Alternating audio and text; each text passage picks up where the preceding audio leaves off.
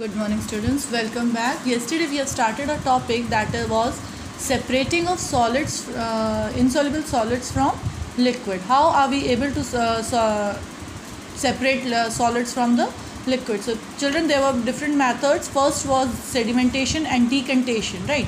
In sedimentation, what we were doing, like if we the chalk powder is mixed or sand is mixed in water, we will leave that water for few time, or you can say for some hours we will leave that water. So what will happen, that all that sand that is present in the water will settle down and it will be remaining at the bottom of the beaker.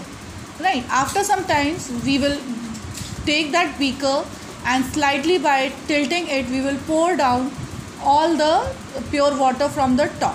This was your sedimentation and decantation. Right, now the next topic, or you can say the next method of separating insoluble solids from liquid is filtration.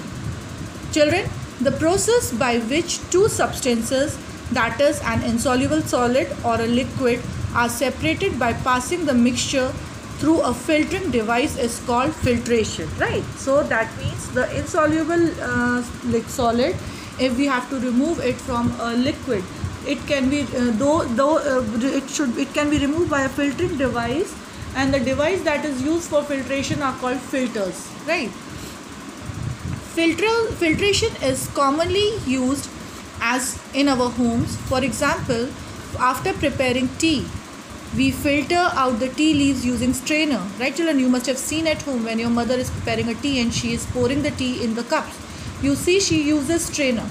Strainer means chhanni. Right, filtration is also done to remove pulp from fresh fruit juice. Water may also be containing solid impurities which can be removed by filtration. During filtration, the insoluble solid is retained in the filtering device, whereas the liquid passes through it.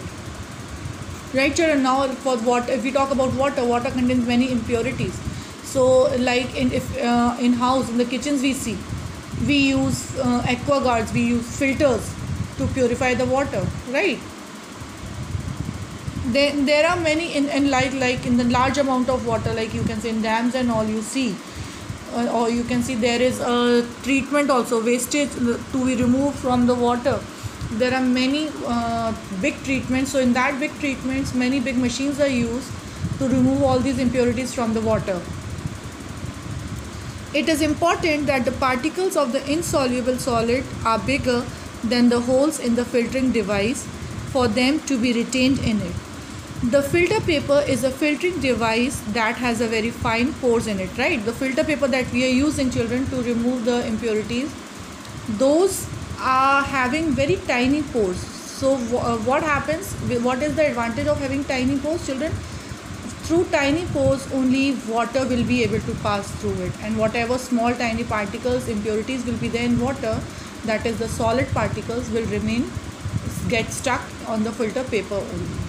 Right, children, another method for separation is loading. In a liquid, if the suspended particles of a solid are very fine, they generally take a long time for settling down. Right, like if we take a small amount of sand in a water beaker, so and we leave it, children, you will be seeing it will take a long time to settle down. Right, so it will take a big process to get filtered. A method called loading is used to speed up the process of sedimentation by making the particles heavier. Alum, which is a solid and soluble in water, is used to load the suspended particle of clay in the water, as you can see in figure 5.6. See, this is the muddy water. Right, here alum dissolves in water. Right, when alum is dissolving, children, the word that alum we are using, alum is nothing, it is a white mineral salt. Right, it is that salt which when immersed in water, it gets dissolved in water. So alum, which is a solid and soluble in water, is used to load the suspended particle of clay in the water, as you can see. By using alum, these suspended particles becomes heavier and settles down. You can take the clean and clear water from the top by any process of decantation or filtration. From the filtration, right? Now children, there is a new topic. Rain is good example of loading process. How is rain and good example of loading process? So we are going to read about it now. Raindrops remove dust and other solid particles from air. Raindrops load particles suspended in the air and brings them to the ground. Thus rain clears the air. Now children, when rain is coming, so the droplets of in the rain, the water droplets that are coming down, those droplets are heavier than the dust particles present in the air, right? So what happens, these droplets with them bring those dust particles down on the ground and makes the air pure and fresh.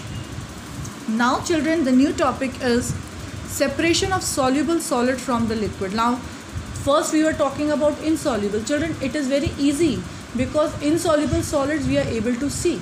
But how are we going to remove the soluble substances from the liquid, because they have already dissolved in liquid? So how are we going to remove it? So the first process for removing soluble solids from liquid is evaporation, right? What is evaporation, children? You must be knowing, you must have heard about it. Evaporation is nothing, it is a process of changing water, or you can say changing liquid into the gas form, right? That, like for example, if you have seen when you see the water boiling, right? So water is in a liquid form. When you see it start boiling, you see the steam coming out, you see it. So that steam is your water vapor, that is the gas. So when we heat something, when we are heating water, after heating the water is changing, liquid is changing into gas. That process is called evaporation. So the process of changing a liquid into a gas is called evaporation. Like if you see, if evaporation of water due to sun heat. Now what happens? See, this is a continuation cycle, children. For this we call it as water cycle.